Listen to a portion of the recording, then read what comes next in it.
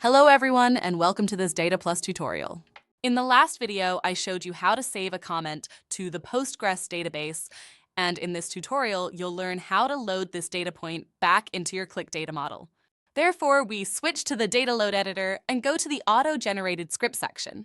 Here we scroll down to the sales details table too, because this is our transaction table. What we need to do is to replicate the primary key of our Postgres database. To recall, we combine the order number and the line number with an underscore as a separator to a single dimension. We will replicate this step inside the load editor and give it the alias order key. The next step is to load our Postgres data. We add a new script section, then call it Data Plus, and afterwards we search for our Data Plus data connection.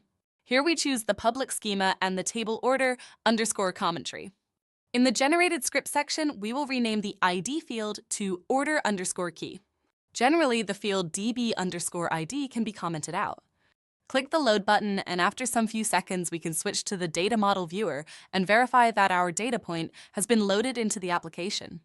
Inside the application, the data can be transformed, aggregated, or split once more.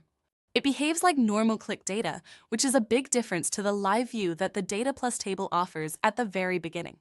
The live view gives the user a read-only display of the data and can only be transformed with the Data Plus rule editor, not with Qlik formula and workflows. If you don't want to miss any updates regarding the Data Plus suite, please subscribe to our channel.